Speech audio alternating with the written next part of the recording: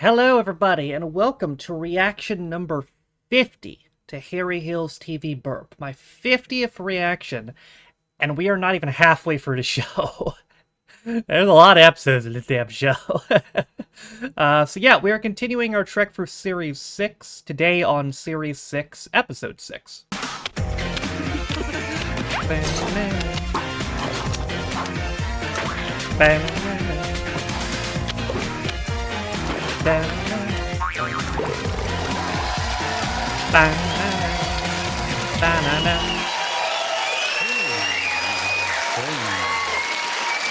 Hot crowd. Welcome to TV Burp. Britney Spears celebrates that new haircut. Oh no. Oh.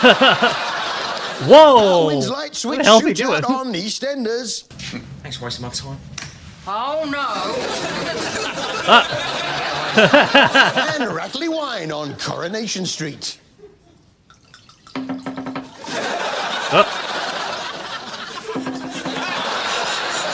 Ladies and gentlemen, it is with some trepidation that I announce Australian Princess is back. Australian princess. Yes, Australian Princess, in which 12 ordinary Aussie girls learn how to be a genuine princess. And who is their trainer? Our story Paris begins Hilton? in Sydney as the world's most famous butler, Paul Burrell.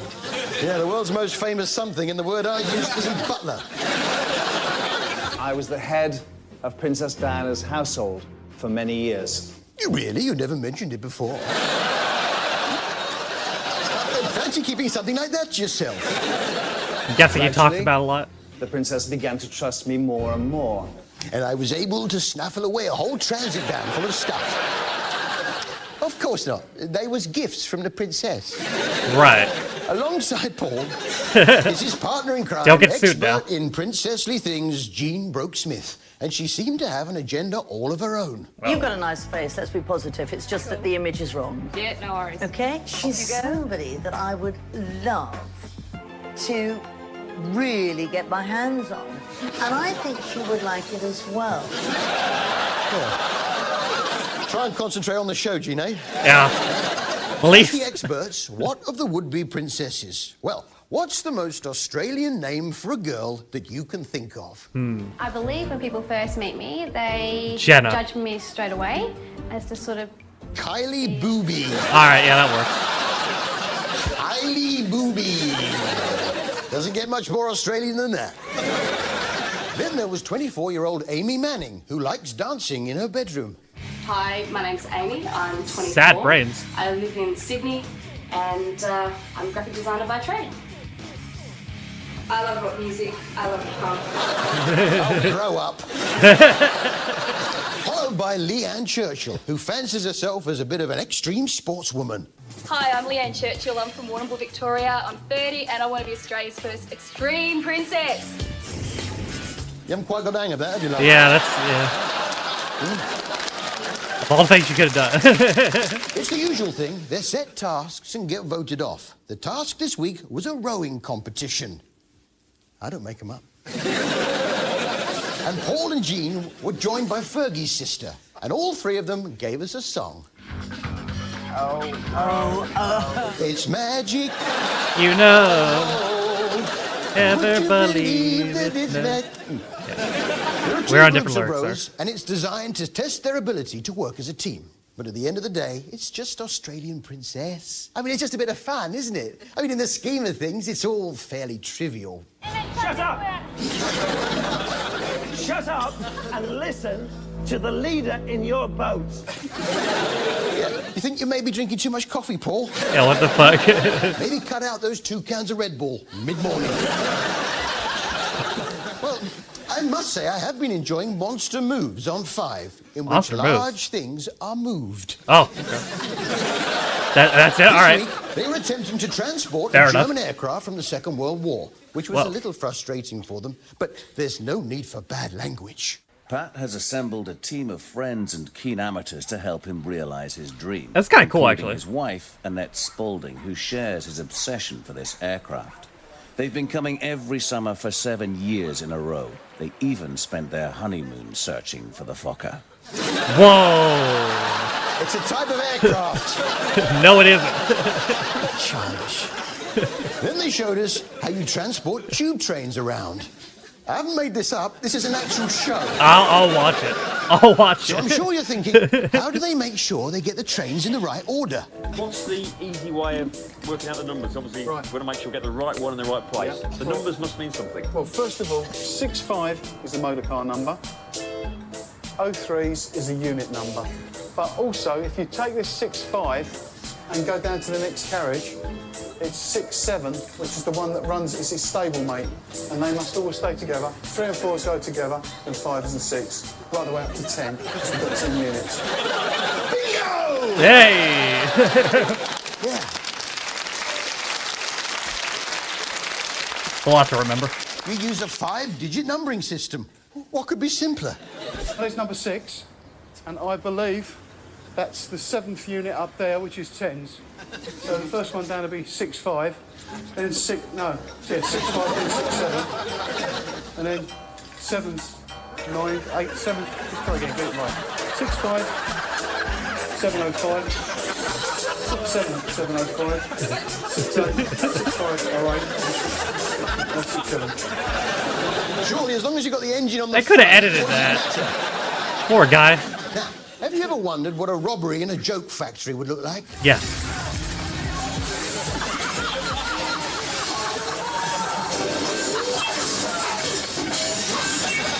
A bit like that, I suppose. I gotta watch that fucking show. This was Primeval. Yes, ITV's answer to Doctor Who.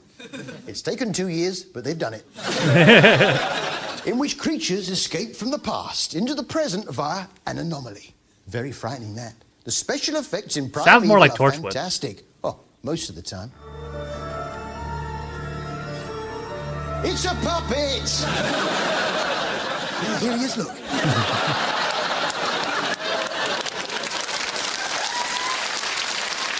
An exact replica. You all right there? Spit the dinosaur. Which brings us to our expert of the week from Oh, no. Britain's worst weather on Channel 4. The expert of the A whiteout is where the air becomes full of snow swirling around, and all you end up with is a sort of whiteness. Thanks, man. Coronation Street now. Oh, God. Just what does Dev keep down his trousers? I don't want to know. Break open a packet of, Well, hey! fresh out of the future of retailing. A packet of Garibaldi biscuits. Oh, thanks, Dev. There. Don't eat that. There seems to be an extra raisin on that one. Go on, then. Meanwhile, Tracy Barlow was trying to get some money from Steve McDonald. He didn't seem to mind too much. He was flush. He was virtually throwing his money around. Oh, cheers, Steve. You know what? Oh. We make a really good team, me and you, don't we? Yeah, well, that's Yoink. Get fucked, Steve. 10 quid's 10 quid. And when I've saved up 1,000, I'll be able to leave my wife. Now, you're probably like me. When you're bored, What the you hell? hook up the dog to the sofa and go chariot racing. Whoa. That's a huge We all dog, do man. it. Dog sofa chariot racing. It's actually being considered for the Olympics. On your marks. Get set. Oh. Workers.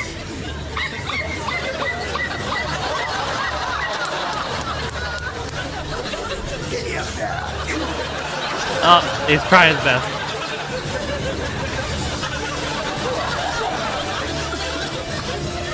Oh shit. Oh, foul play. Oh. No.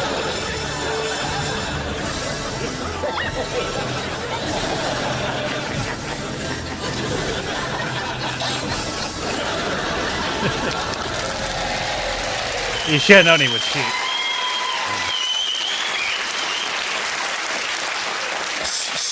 Corrie from Mo, Kirk had bought Fizz a most unusual gift, an ant farm. It's a load of ants in a box. I've never seen anything so boring in my life. Oh, so you haven't been watching Wag's Boutique then? But oh dear, one of the boutiques has been vandalised. No! They smashed the main door in, whether it was done with a sledgehammer or something bigger, but smashed through there. Quite an impact though, because the glass goes right back to the back wall. I honestly think it's because somebody's watched the programme and they don't like us as a team. They hate us. Sorry about that, girls, but it had to be done. Well, It is what it a is. moment on EastEnders this week when young Ben started to ask some difficult questions about why people watch EastEnders. Why? For fun, for entertainment. Really? Yeah, it's cruel, isn't it? Laughing at all the poor mad people. This Yeah. is Ben's trip to the London dungeons with, oh, what's her name? Stella? Stella! Stella!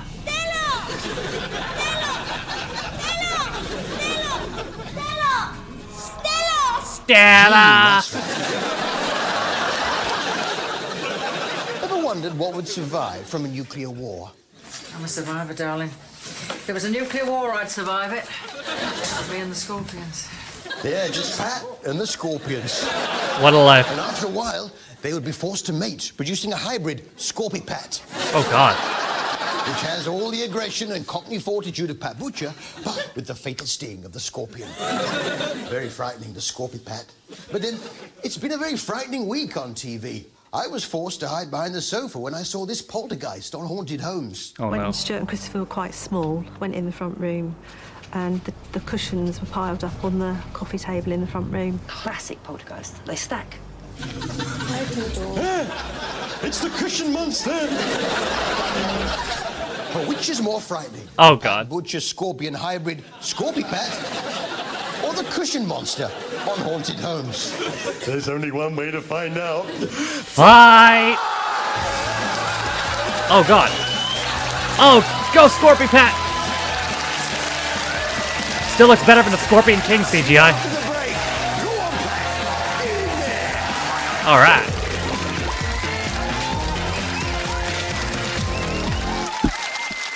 Scorpion Pat wins again.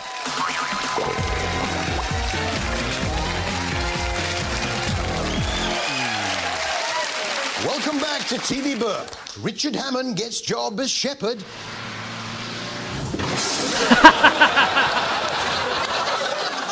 Elton John announces new tour. And new evidence on Australian princess that seawater rots your hair extensions. I just want to prove that you don't have to be a supermodel or... Oh.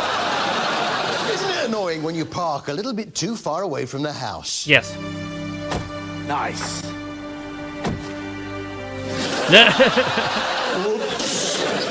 Yes, Inspector Moore spin-off Lewis is back, where the baddie this week was a certain Mr. Platt, who was in a wheelchair, which is tough enough, but even worse when you live in a house with a sloping floor. Anne?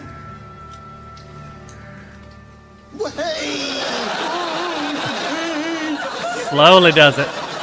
But it didn't help, he was using a wine bottle to steer it. We're investigating a murder. Dean Greeley?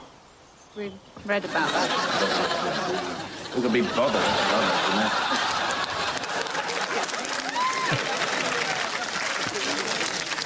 He's getting He had away. quite a temper on him, this Mr. Platt. Maybe he was upset that the house was a bit of a mess and needed to tidy up. Do you want me to clean the study, Mr. Platt? No. Sorry? No, not now! Oh, all right, there's no need for that, is there? I think I might phone him up and tell him to calm down. That'll work. Uh-oh. Yes! Love the show.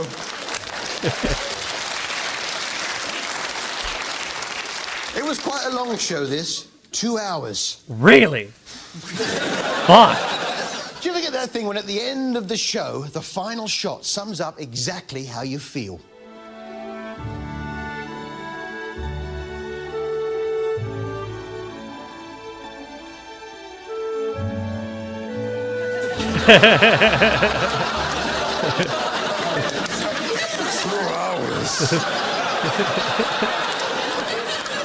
Analog now. show. And the big news was ex-Page 3 glamour puss Linda Lusardi joining the village. And she certainly didn't waste any time making herself at home. I was Mary's nurse. You know, his wife. Yeah, I know who she was. Well, I need to get changed. Into a bikini bottom. The rest of the village very excited, especially the gents. Oh, and a white wine spritz, please. Excuse me, my dear. You look absolute. Oh, I'm sorry. I thought you were Linda Lusardi. Elsewhere, plans were at last underway for Tom King's funeral. I am here now, and I will bury your father or have him cremated if I decide to, in my way. I didn't know there were different ways of doing a cremation. Yeah. I looked into it further. I've got the leaflet here. Look, Okay. Everdale Undertakers. So you do it by wood pile. Cremation. Well, there's a standard cremation, burnt in a wooden box. Right. There's the wool pack cremation. The coffin is packed with high explosives, and a light aircraft has crashed into it. Okay. Then there's the Bernard Matthews special. The body is flung onto a heap of 140,000 burning turkeys. That's why. Beautiful. Which brings us to our TV highlight of the week. Oh, no. From Sleep Clinic. Sleep Clinic. Highlight of the week.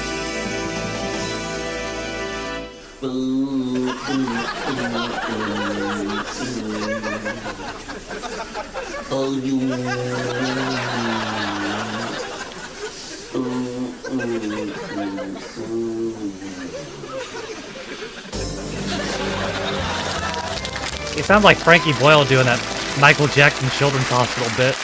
Remember the farm of fussy eaters I was telling you about a couple of weeks ago? Yes. All right, hold on. All right, maybe no. There's a copycat show. Freaky Eaters Oh, no, I remember, Addicted yeah. to Chips on BBC Three. Yes, chips. It tells the story of Sarah, who ever since she was 3 years old has only eaten bread and chips. Her poor mum and dad were at their wits' end. They tried all sorts of things to try and get her back onto a regular diet. I've tried loads of things over the years.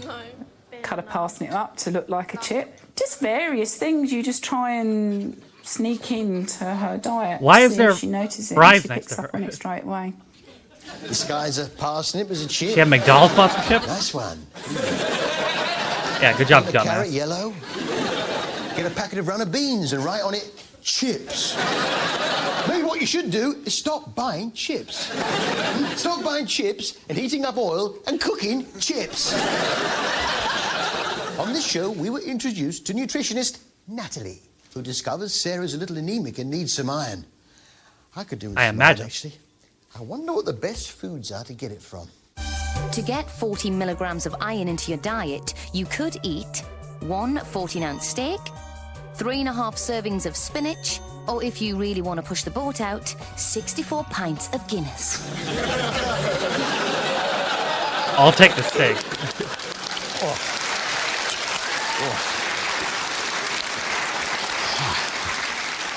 I feel a lot less anemic.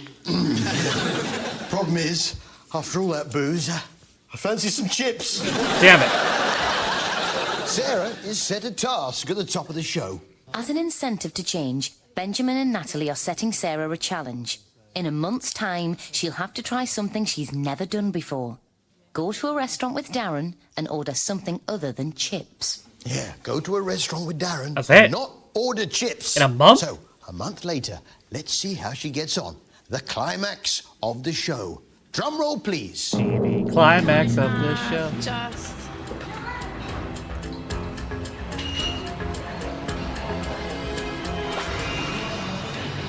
Where's it gone? Just chips with a tomato sauce dip. She orders chips. It's a great show, that. Yeah. Great. Really worthwhile. Yeah. I will Take not be someone who watching. just eats chips and transform her completely into someone who just eats chips. Mission Makers accomplished. Weird creatures now. And this week, Oh, that wasn't Nick Weird was Creatures? searching for the star-nosed mole of Canada. And as usual, he starts his journey in the Natural History Museum, where he finds out They're a relation of the shrew. Come on, Nick. I must say, I do think it's very good of Sir Trevor MacDonald to lend them the top of his head to display their shrew on. It's got this long little snout. Good evening, and here is the news. From the Natural History Museum to Canada, to try and attract his mole. He needs some bait, so he pays a visit to Manny's live bait store and meets some leeches. Look at that. These aren't are these bloodsuckers or these eat snails or other Yes, they eat snails, frogs, what you call ducks, geese, anything that basically lives in a pond. Leeches eat ducks and geese. Goddamn. Well, they work in gangs. Yes. 2 of them grab a leg each, pull them under the water. Another 4 leeches pluck the feathers off it. The further 2 prepare the orange sauce. Roughly. The good news is Nick actually catches his mole. Hooray! Look at that. That is the most peculiar thing. There's a mole in my bucket, Nick Baker, Nick Baker. There's a mole in my bucket. Good job, Nick. Baker on mole. This was the last in Nick Baker's series, and I'm really Oh, gonna shocker. miss him. I'm not. Said you were leaving. Bruh. Said and swept your heart away. And from the look upon your face, I'd say it's true. Wow, he's not bad.